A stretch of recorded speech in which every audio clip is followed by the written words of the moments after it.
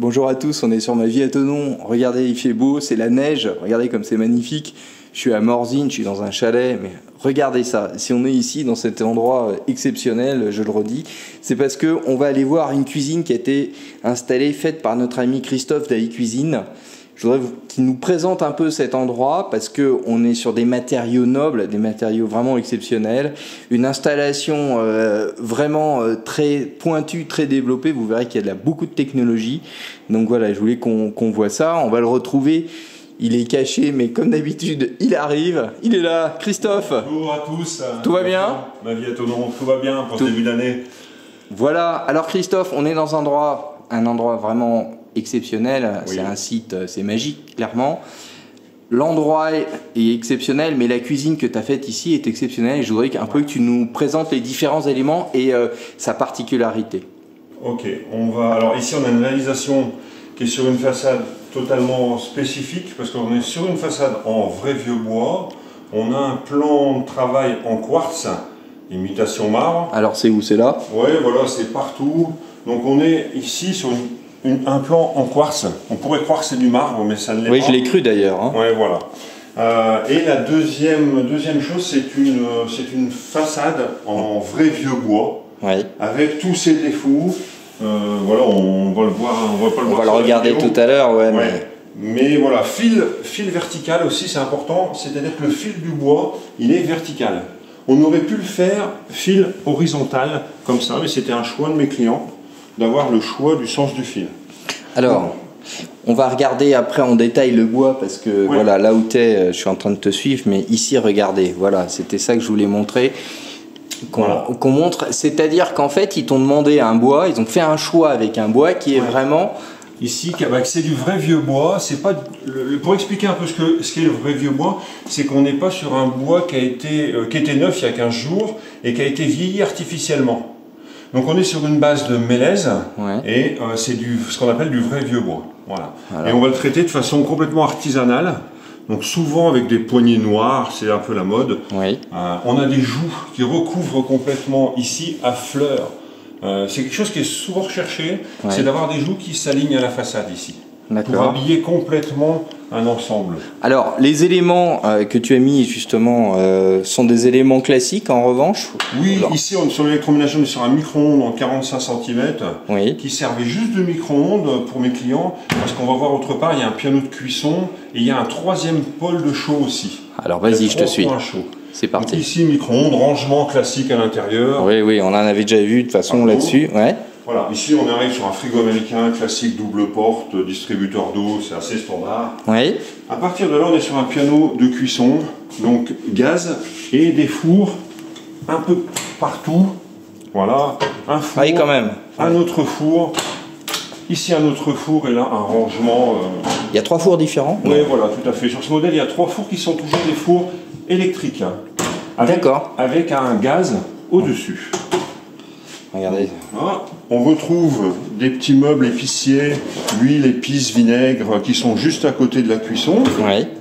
Donc ça, c'est l'un des éléments. On a vu tout à l'heure le micro-ondes. Là, voilà, donc on a 3 fours, on va dire standard électrique. Là, on a un piano de cuisson. Voilà, qui est gaz et fond inox. Et pour aspirer un peu les vapeurs, les fumées et autres, ici on a une hotte de plafond. D'accord. En évacuation extérieure, donc c'est de l'aspiration périmétrale, c'est-à-dire que ça crée un flux d'air. Ici autour, au-dessus, ce qui va capter les fumées, les odeurs, de tout ça du piano de cuisson. Alors c'est ce que je redis en introduction de la vidéo, hein, vous voyez, ça a l'air très sobre, en fait c'est très technologique, c'est très développé. Hein, tu me l'as montré tout à l'heure. Voilà, il y a... Ici vous avez les filtrages à graisse, les filtres métalliques qui vont prendre eux la graisse. Et après là derrière on n'a pas de filtrage charbon puisqu'on est sur une évacuation extérieure directe dehors. Donc ça c'est juste pour le nettoyage, voilà, et la lumière. Alors ensuite, je te suis. Alors ensuite ici, on retrouve les joues, vous voyez, à fleurs des meubles complètes. Donc ici du meuble pliant avec tous les verres à l'intérieur. Voilà. C'est magnifique. Hein. Et on voit autre chose, c'est que c'est du bois aussi. On n'est pas sur des panneaux en mélaminé. D'accord. À l'intérieur, c'est-à-dire que le caisson est fabriqué, c'est pas du tout du standard. Le client voulait vraiment du vieux bois et le même message, on va dire, affectif partout. Ouais, c'est ça. L'aspect de la cuisine, il est implanté dans un chalet où il n'y a que du vieux bois et des murs blancs, ce qui met en valeur ce vieux bois. Bien sûr, bien sûr. Après, on retrouve effectivement pas mal de coulissants comme on a déjà vu partout. Ici, on va retrouver un meuble qui va aller chercher la place dans l'angle. Ah ouais, dis donc, qu'est-ce que c'est construit? Oh là là, regardez ça. Un meuble. D'accord. Voilà, bon, des conserves. Voilà. Le meuble donc pour aller chercher l'espace ici. Ouais. Et puis après, on va retrouver dans cette cuisine un double bac. Alors, je le montre. Inox. Ouais. Avec une douchette ici. C'est classique, quoi. Mais c'est quand même, tout est construit de manière très sobre, très... Alors, ce chalet est voué à recevoir beaucoup de monde. Donc, on a 2 lave-vaisselle.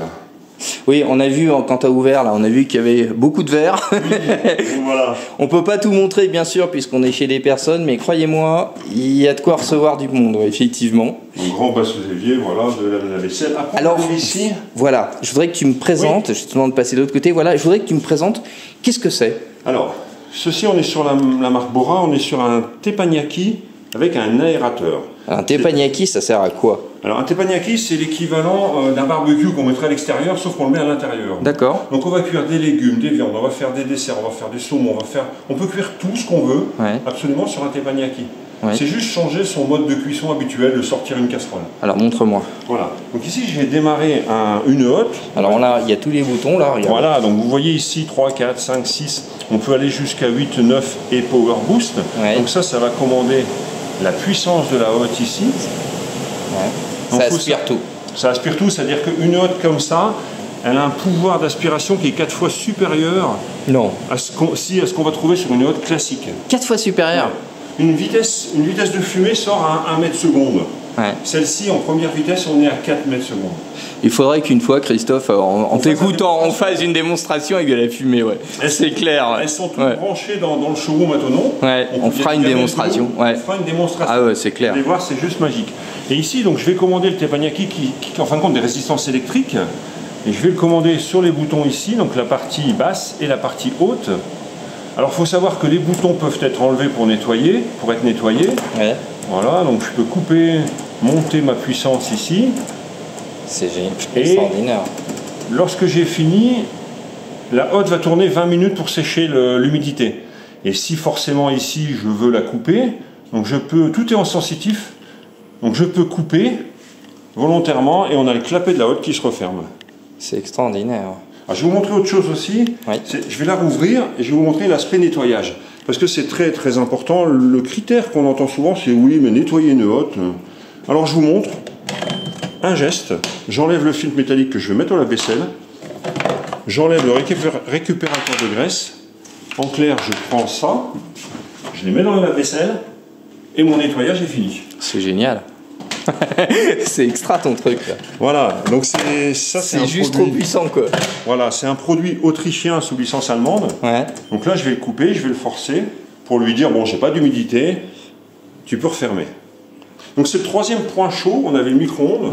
On avait le piano là-bas qui nous concentre 3 fours avec 1, 2, 3, 4, 5, 6, 7 brûleurs gaz.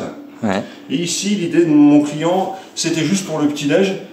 Se faire son petit déj le matin sans allumer le piano. On a de quoi faire des œufs au bacon, on a de quoi faire un dessert, on a de quoi chauffer un peu tout ce qu'on veut ici. Alors j'ai une question qui est très importante, puisque voilà, on voit la complexité de toute cette cuisine et tous les éléments, comment ça se passe. La personne elle vient chez toi, feuille blanche, Monsieur Christophe Catio, bonjour, j'ai besoin d'une cuisine, et vous dessinez tout, vous concevez tout. Oui, voilà, c'est-à-dire que là, ça part, le client me fait confiance absolument, il me dit, bah, j'ai un projet à telle adresse, je veux tel matériau, parce que tout ça, on peut le voir dans le showroom, je voudrais ça, l'idée, elle est partie, je voudrais d'un coin, pour le teppanyaki, faire mon petit-déj le matin. Je voudrais ça, il me donne feuille blanche, et vous dessinez tout. Je lui fais un projet, on se voit 1 fois, 2 fois, peu importe, on se voit autant de fois qu'il faut, et puis, je lui présente des vues en 3D, avec les matériaux, et on arrive sur des choix finaux, on arrive sur la réalisation de ceci. Combien de temps il faut entre le moment où la personne pousse la porte chez toi et le moment où le projet est acté? C'est-à-dire choisi, parce qu'après il y a le temps de réalisation, ça c'est une autre histoire. Ça peut aller en 2 rendez-vous 1 semaine, ou 3 à 4 rendez-vous en 2 mois. Alors, C'est pas plus. si je te pose la question, c'est pour bien passer ce message en disant que la notion d'excellence est une chose qui est importante pour nous, la qualité ici, et surtout dans un pays de montagne, on est tenu de délivrer des produits qui soient au top. Ça ne veut pas dire que ça prend forcément un temps pas possible. Il y a des compétences, les personnes viennent en posant des questions, Oui. en ayant une demande, et on arrive dans des délais relativement raisonnables, même très raisonnables, à livrer des choses exceptionnelles comme cette cuisine en fait. Oui. Celle-ci, c'est vraiment le résultat Ah ouais. entre la façade, qui est une façade en vrai vieux bois, fil horizon, fil vertical, Ouais, un plan quartz où j'ai forcément fait intervenir le granitier, bien sûr. les électroménagers qui ont été difficiles à choisir parce qu'il fallait vraiment avoir autant de fours, autant de gaz, autant de teppanyaki. Oui, pas plus de 2 mois pour l'étude du projet. Christophe, merci pour ce mini-reportage et pour nous avoir montré tout ça. On va se retrouver Merci à bientôt. vous, Maria. C'est magnifique. Regardez, je monte. Voilà la vue au final. Pour ceux qui reconnaîtront. Et je souhaite une bonne journée à tout le monde. Alors, à Thonon bien sûr, mais aussi ici, à Morzine. À bientôt.